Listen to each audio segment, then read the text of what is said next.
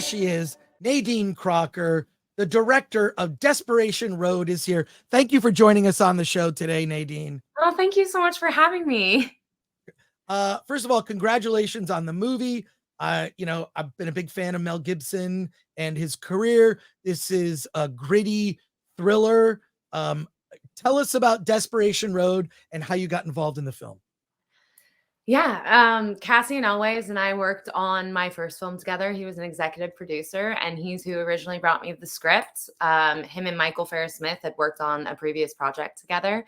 And so Cassian brought me the script, and I, read it and fell in love and started my collaborative process with Michael Farris-Smith to really deep dive on the script and make sure to honor the book, but also what was really important to me as a filmmaker. And of course, like the first thing that I said is that we have to have Garrett Hedlund, and Cassian, fully supported that. And they had been longtime friends. So we got Garrett on the film, and then the rest is history. Next was Mel, which is like kind of bonkers to me still. That I get to work with a legend like him. And and things moved very quickly. It's like how that goes. You work in the shadows for like a year and a half, sometimes even longer. And then all of a sudden, like you get the yes, and it just goes. And next thing I know, we're in Kentucky. I didn't even recognize Garrett Hedlund in the movie. He's got a completely different look than how he traditionally looks in other films. So what were some of the, you're working with Mel Gibson, who's obviously a big part of the film. What was it like to work with these actors here? And you said you shot in Kentucky. Yes, we shot in Kentucky. Well, tell us about the casting, and then also what it's like to work in Kentucky on this film. Yeah, I mean, the casting process was beautiful. We had an amazing casting director, Carrie Audino.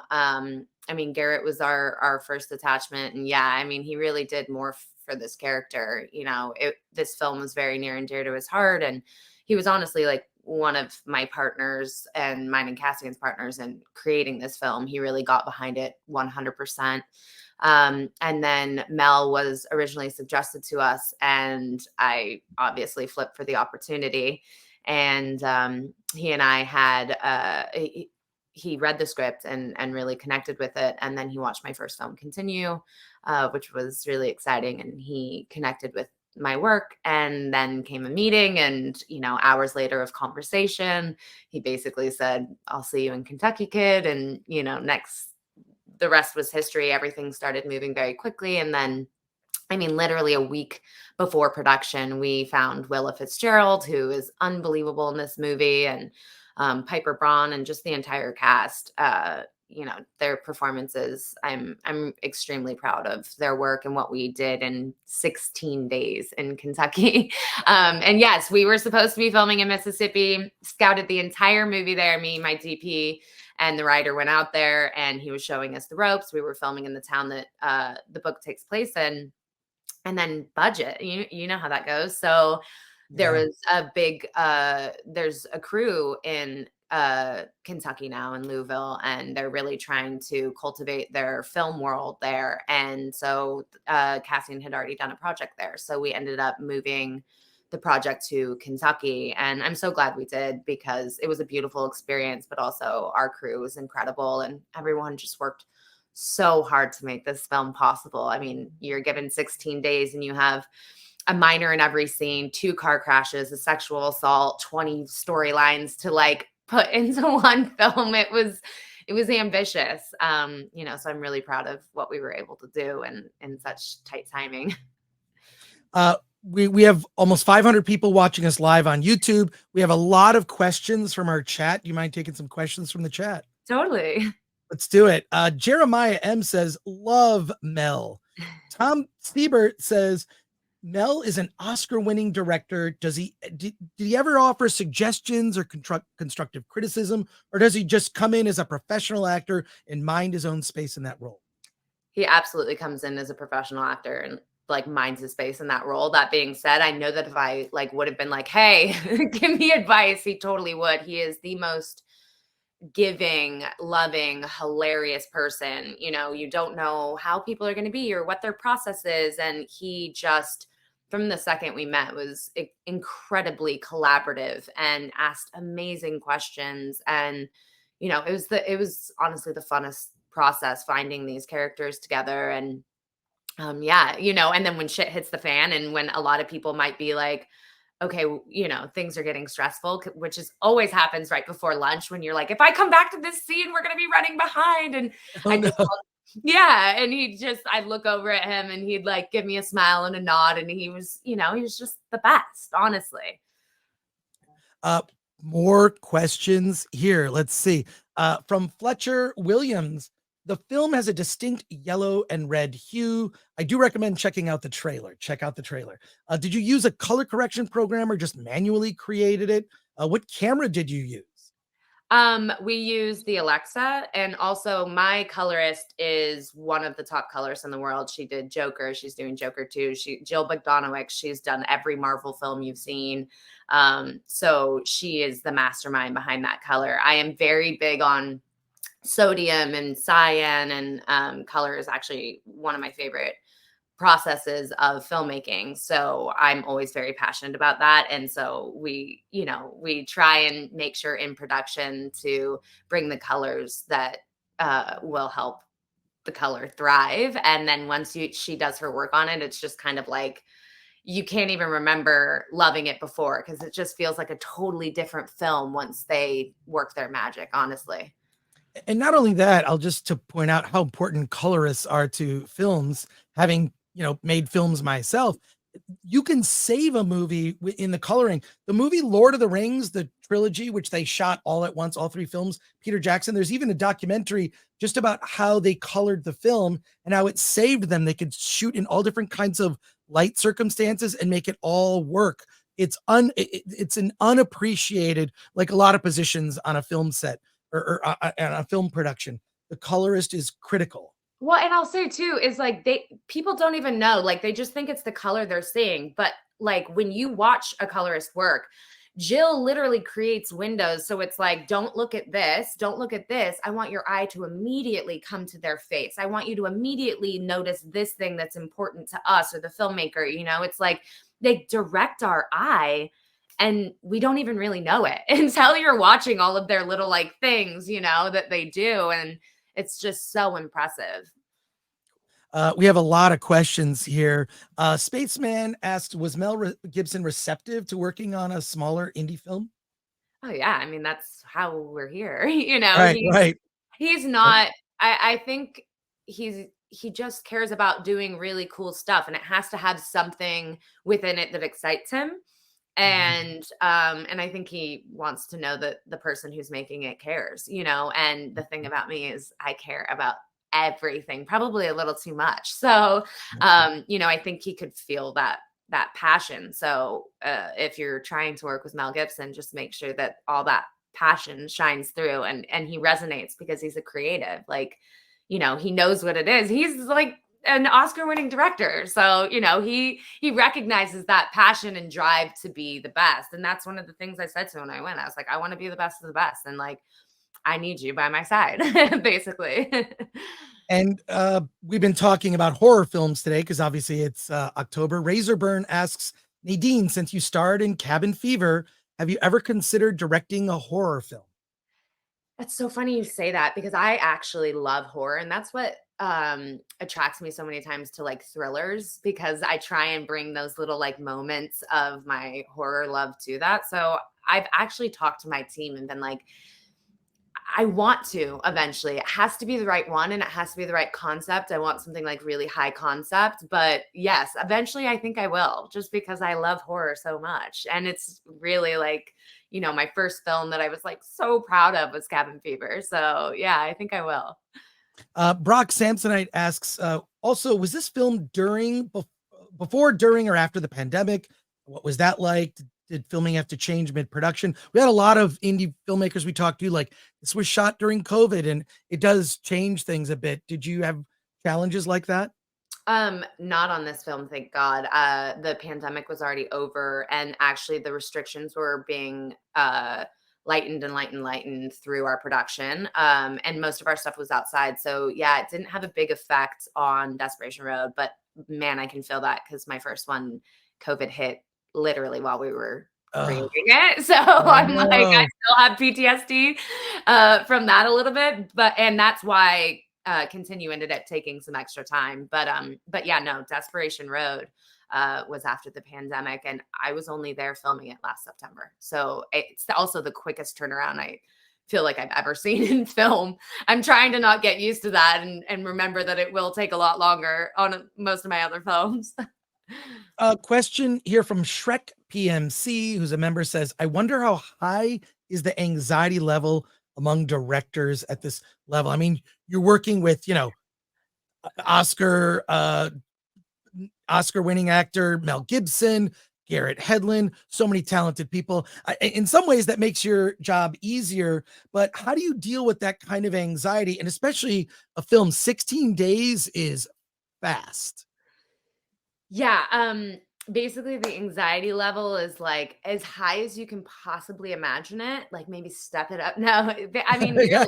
yeah, it is. My husband was literally just like posting and saying that he's like, she didn't eat, she didn't sleep, she worked like 22 hours a day. I was, towards the end, we had a second camera, and so I was working both units because I deeply care, and I was like, I'm not missing a single moment of this. So I was working 2 units to finish it. Yeah. And like I said, we had such big stuff, car crashes, all of these huge things. And I had 16 days and like some of those like 2 hours to complete it. So it's really hard when you have a very big vision and then you're kind of having to like shrink it down and find the path to where you still feel like you're honoring yourself and your vision and your story and honoring everything else that's important to your actors. It's like, and trying to give them the takes. I want everyone to be happy, but I mean, like you'll see on the incredible scene of Mel and Garrett on the porch where they have this beautiful father and son moment. It's like, we got like one take, it's like there's nothing you can do when a scene is running 15 minutes to get from beginning to end, and then you only have so many hours in the day.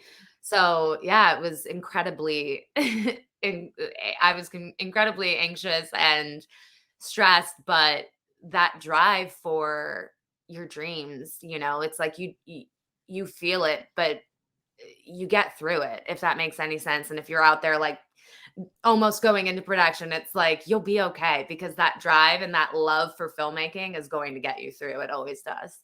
I would imagine that would the anxiety be around like not wanting to waste their time or not wanting to look unorganized? Well, that's definitely like every day at lunch, like I wanted to like vomit, because it truly, how it is. Like you've made films. So it's like everything, you're on this last scene, you have mill penalties if you go over.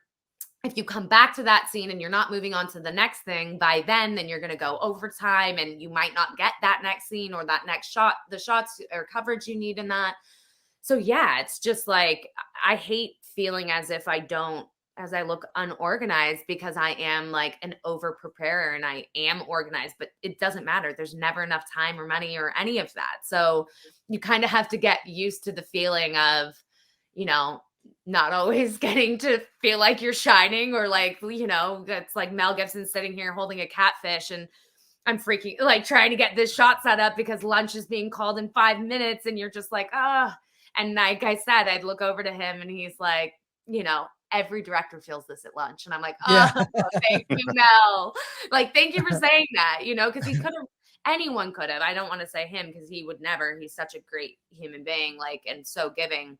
But they could be like, take this damn catfish. I'm done, And he just was like holding it like, all right, I'm ready anytime. He's just the best. Carlos Alfredo Lopez says, what was the most difficult point in production? Budget, schedule, challenges?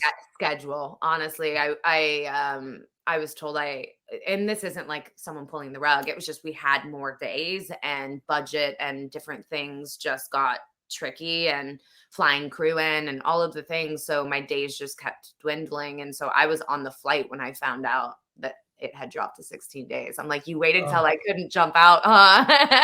Yeah. So no, I'd say it was definitely the schedule that became really tricky, you know, especially when you plan something out for so long and you have all of these really cool ideas and you're like, okay, well, how do I still honor that in a shorter period of time, you know, and make sure that you're honoring also every storyline because there's so many characters in this film.